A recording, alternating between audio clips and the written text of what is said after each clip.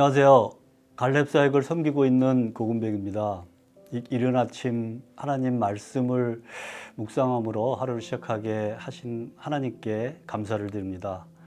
오늘 저희들이 같이 성경을 보면서 묵상할 내용은 여호수아 13장입니다. 여호수아 13장 1절을 읽겠습니다. 여호수아가 나이가 많아 늙음에 여호와께서 그에게 이르시되 너는 나이가 많아 늙었고 얻을 땅이 매우 많이 남아있도다.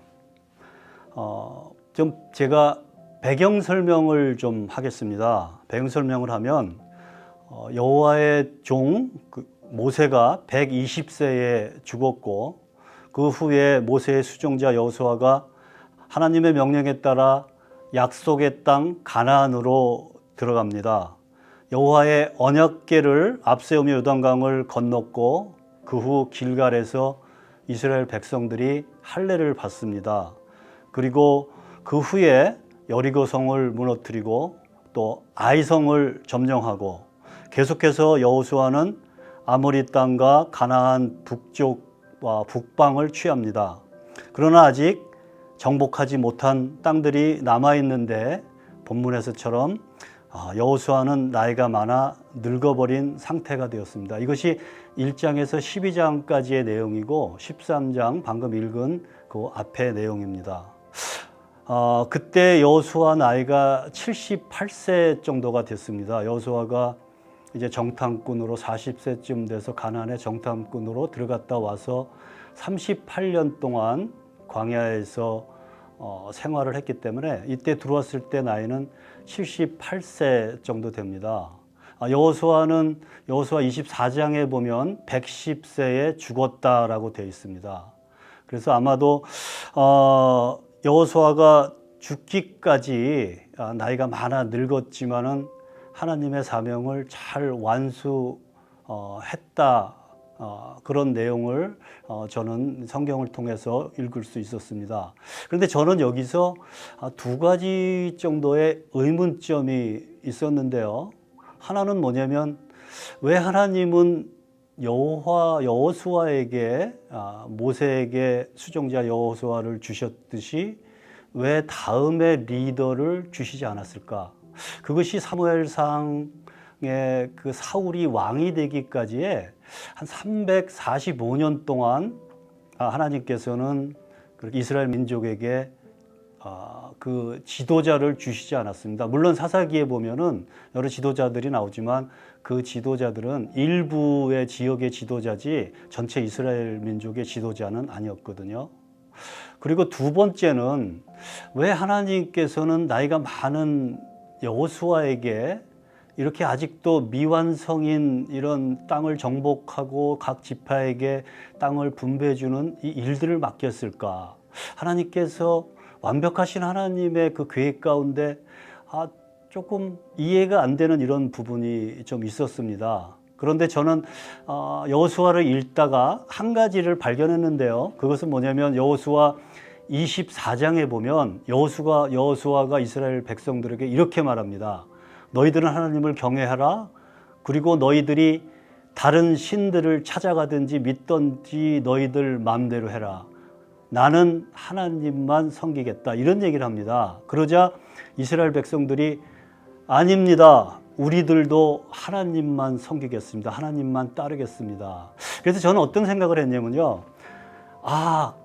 죽을 때까지 하나님의 사명을 완수하는 그 훌륭한 정말 그런 리더들을 가진 그 백성들은 참 행복했구나, 참 행복하겠구나 이런 생각을 했어요. 그래서 저희도 요즘 교회에서 박인하 목사님께서 계속 재생산 얘기하시고 우리가 또 밖으로 나가서 코너스톤 교회가 사역하시고 막 이렇게 하는 것을 계속 앞장서서 하시잖아요. 얼마나 그 영적 리더로서의 그 본을 보이시잖아요. 그래서 우리 이런 걸 생각하면 우리 교인들도 참 행복하겠다 또 이런 생각을 해봤습니다. 그런데 저는 여기에서 어떤 단어에 주목을 했냐면 여호수아가 나이가 많아 늙음에 라는 단어에 주목을 했습니다. 늙음에. 늙음이 무엇인가?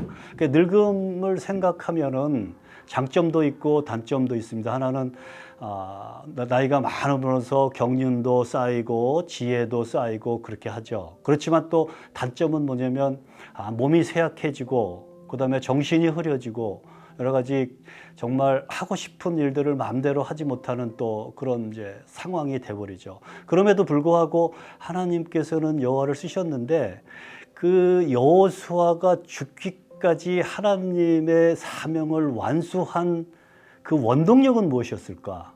그리고 무엇이 여호수아로 하여금 그 일을 감당하게 했을까? 110세가 되기까지. 그래서 저는 그런 묵상을 하다가 여호수아 1장에서 그 답을 얻었습니다. 여호수아 1장에 보니까 세 가지의 그 하나님께서 주시는 말씀이 있는데요. 첫 번째, 강하고 담대하라. 두 번째, 우로나 좌우로 치우치지 마라. 세 번째, 이 율법책을 내 입에서 떠나지 말게 하고 주야로 그것을 묵상하여 지키게 하라. 행하라. 이 세 가지가 여호수아가 110세까지 하나님의 그 사명을 잘 완수하는 그런 원동력, 힘이 되지 않았나 그렇게 생각합니다. 그래서 먼저 율법책을 주야로 묵상하고 지켜 행하라 하는 것을 묵상해 보면요, 제가 다른 반대로 한번 생각을 해봤어요. 제가 지금 읽는 책이 예수님을 읽는 시간이라는 그 책을 읽고 있거든요. 거기서 보면 이런 내용이 나옵니다. 첫 번째, 나는 스마트폰이나 TV나 컴퓨터 화면을 보는 것보다 하나님의 말씀을 더 많이 보는가? 두 번째, 나는 늘 감사하는 습관이 있는가? 아니면 상황에 따라 내 영혼의 분위기가 좌우하는가? 그러니까 내가 범사에 감사하는가? 아니면 감사하기 어려운 상황에도 나는 감사하는 삶을 사는가? 세 번째가 우리의 관계와의 일상적인 소명의 리듬이 늘 십자가의 형태를 띠는가? 이것은 내가 예수님의 삶을 닮아가려고 내가 항상 노력하는가? 다시 반대로 얘기하면 이런 것들을 통해서 우리가 늘 하나님 말씀을 묵상하고 행하여 지키는 것인가 하는 것을 우리 자신이 한번 점검해 볼 수 있고요. 두 번째, 좌로나 우로나 치우치지 마라. 이것은요, 저는 처음에 이렇게 생각했어요. 그것이 내가 진보적인 사람으로 더 가 있느냐, 아니면 보수적인 사람으로 더 가 있느냐, 이런 생각을 했는데, 그것은 세상적인 그런 좌우나 우로 치우치는 것이고, 성경 말씀에는 하나님 중심이 어디 있느냐라고 말씀하신다는 어느 목사님의 설교 말씀을 들었어요. 그래서 좌나 우로나 치우치지 않는 것은 내 마음에 하나님 중심에 내가 가 있는 것. 여기 이스라엘 민족도 그 중심이 하나님 마음에 가 있었더니 계속해서 끊임없이 정복하기 위해서 벌어지는 그 전투의 피곤함, 힘든 것, 그리고 아들, 남편, 아버지의 그런 또 죽음이 있을 수도 있고 어려움 중에서도 승리할 수 있었던 것은 하나님이 지켜주셨기 때문에, 하나님의 중심에 늘 그 삶 가운데 하나님 중심에 있었기 때문에 이렇게 그 결과가 있었다고 봅니다. 마지막으로 강하고 담대하라 이렇게 말씀하셨는데요. 사실은 좀 어려웠어요. 강하고 담대하라가 무슨 말일까, 무슨 의미일까 어려웠었는데 얼마 전에 이제 저희들이 재생산에 대해서 그 서른 목사님하고 임정수 목사님을 모시고 같이 대담하고 같이 말씀을 나누고 질문하는 시간이 있었어요. 그래서 제가 서른 목사님한테 이렇게 질문을 했거든요. 목사님, 재생산을 하다 보니까 어려움이 많습니다. 그래서 특히 더군다나 다른 사람에게 이렇게 재생산을 할 때 그 사람들이 거기에서 더 앞으로 나가지 못하는 어려움이 있었는데 어떻게 경험을 하셨고 어떻게 훈련을 하셨나요? 이게 그 서른 목사님은 한국하고 한국 쪽에서 많은 그 재생산, 그 중국하고 한국 쪽에서 많은 재생산 훈련을 하시고 계시거든요. 그랬더니 서른 목사님이 이렇게 말씀하세요. 첫 번째, 복음의 확신을 가져라. 그래서 그렇구나. 복음의 확신을 갖는 것이 내가 담대하고 강해지는 것이구나. 그런 생각을 했습니다. 얼마나 참 좋은 말씀을 저한테 해주셨는지 몰라요.